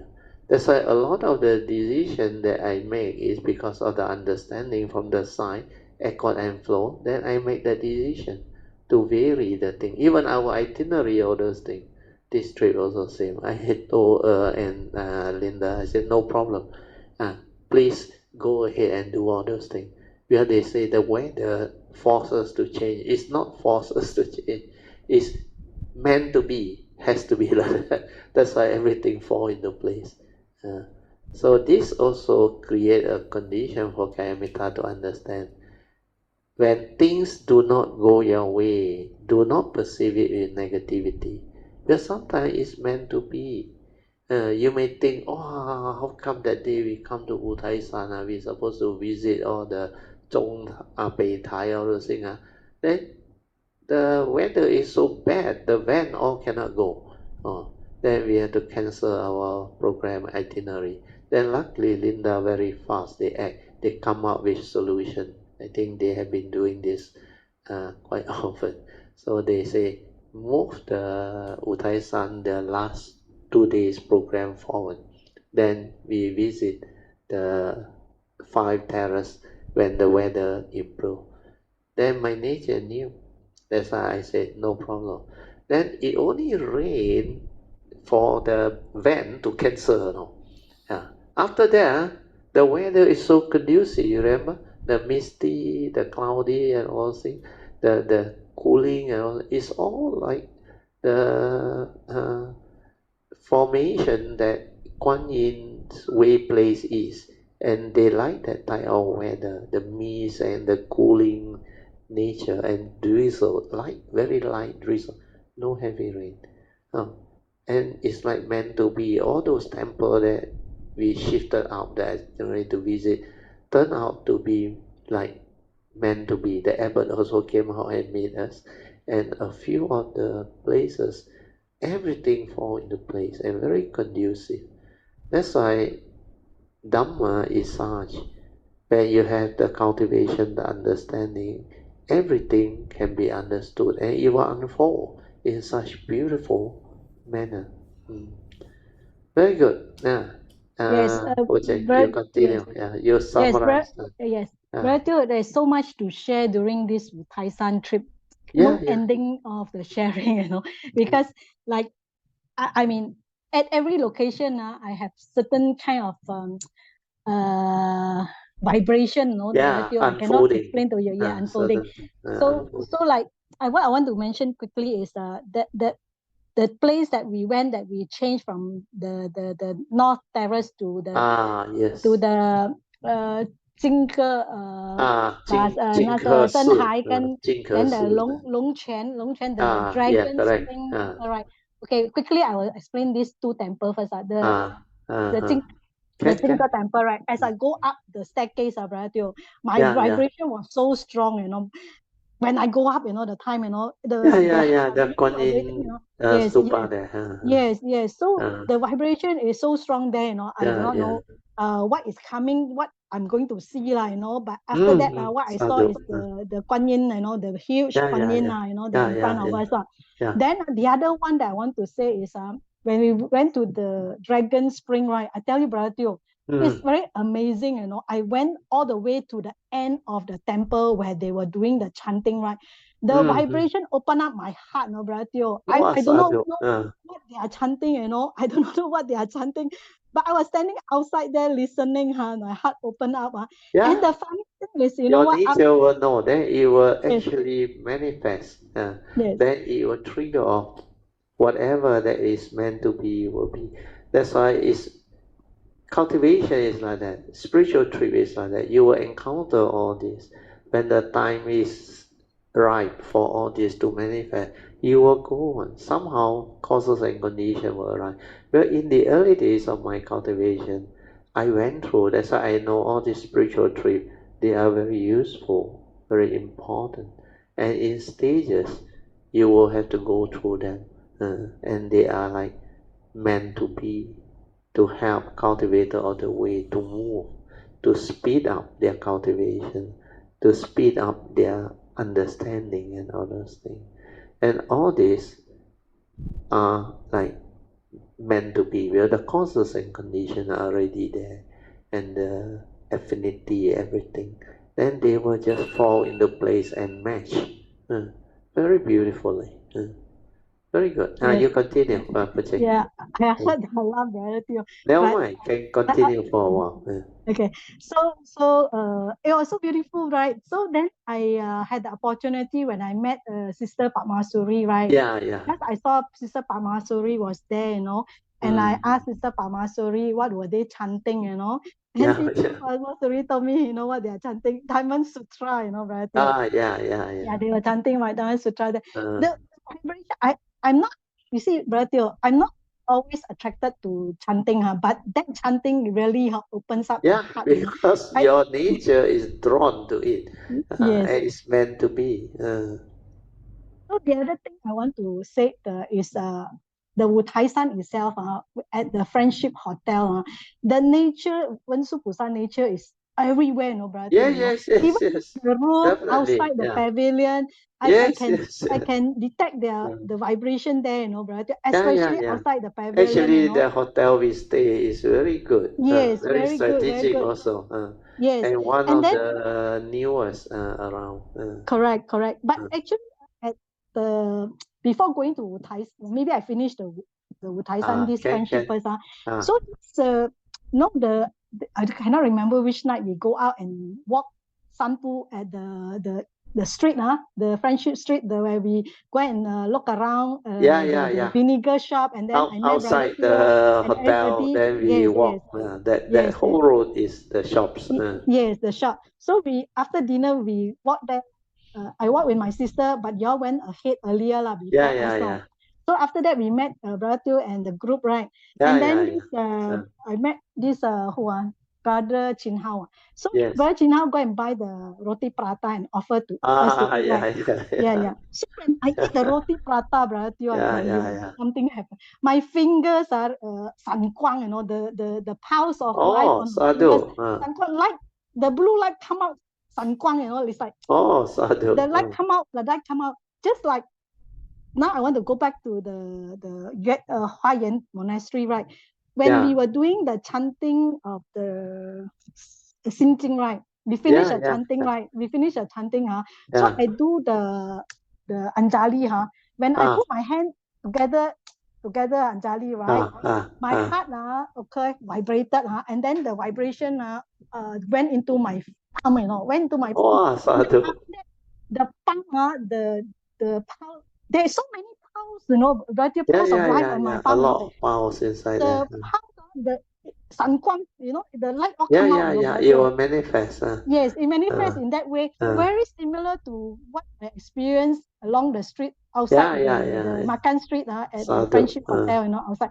So it's light coming out, it's like I don't know how to explain. The light just come out different, the color with color, not just yellow light, but it has the bluish light at the end, It just sun guang, come out, from the palm itself, No, at first it was on my right palm. After that, I look at my left palm, also the same, Wow, very, It will it's like, show it to you. it's very amazing kind of Yeah. manifesting That's that why never for happened. Saul, you always see the manifestation at the Rupang's head there.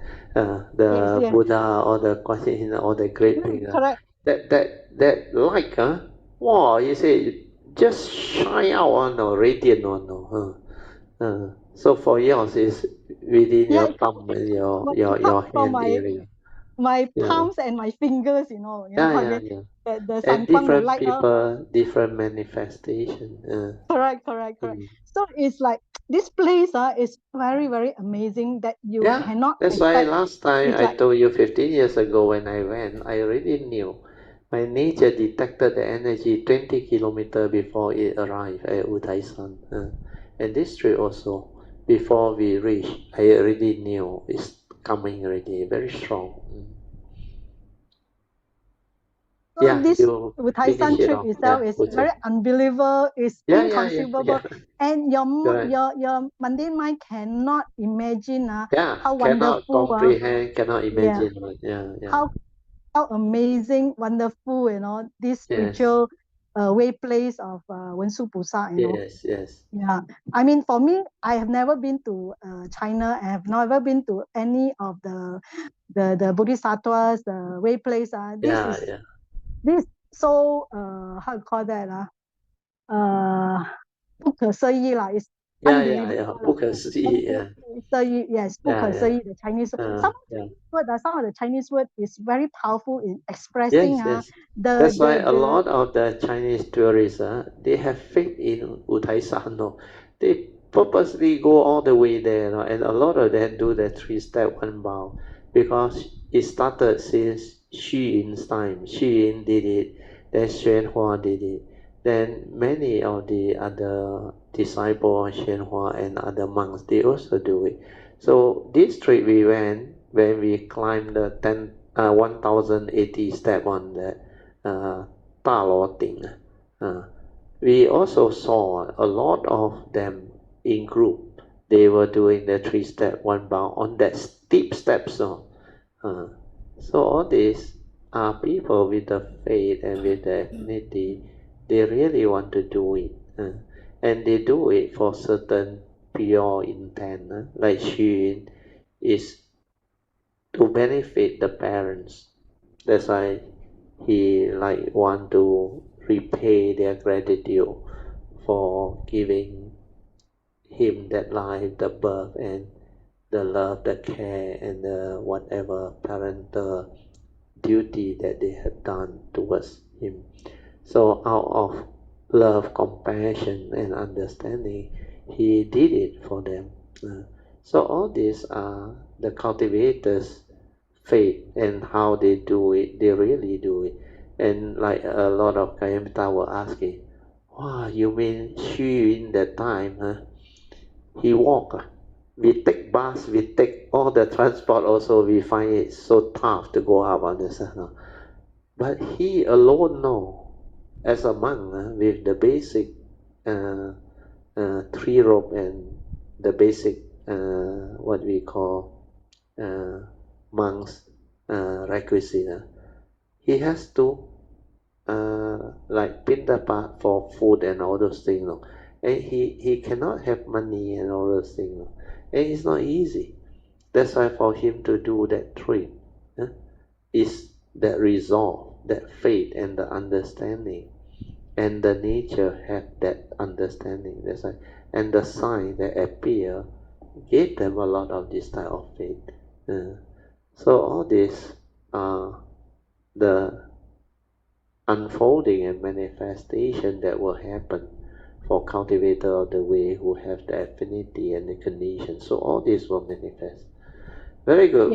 Yes, sadhu. Brother Theo, last but not least, sadhu, Mahasadhu to Brother Theo for leading this Uthai spiritual trip for all Kayamitas. And may Brother Theo continue to help Kayamitas and lead spiritual trips in the future. And may Brother Theo Ayuvana Sukang Balang and have good health to continue to have the energy to do more sharing, to benefit all sentient beings, years to come. 感恩 Brother Teo, Amitofo. Let us rejoice. Sadhu, sadhu, sadhu. Okay, we will now share merits a bit later, starting the Devas. Aka Sata Cha Bhumata Deva Naga Mahindika Punyang Tang Anumoditwa Chirang Rakantu Loka Sasana Ittawata Chamehi Sampadan Punya Sampadan Sabbe Deva Anumodantu Sabba Sampati Siddhya Idang Menya Tinang Hotu Sugita Hontu Nyatayo Idang Menya Tinang Hotu Sugita Hontu Nyatayo Idang Menya Tinang Hotu Sugita Hontu Nyatayo Devo Asadukalena Sasa Sampati Hetu Cha Vito Bhavatu Loko Cha Raja Bhavatu Damiko Imina Punyang Kamena Mame Bala Samagamo Satang Samagamo Hotu Yawa Nivana Patiya Sadhu Sadhu Sadhu. Okay, you all can now pay respect mindfully to Lord Buddha. Kuan Yin Bodhisattva, and all the worthy ones. Then we end the whole sharing. Sadhu.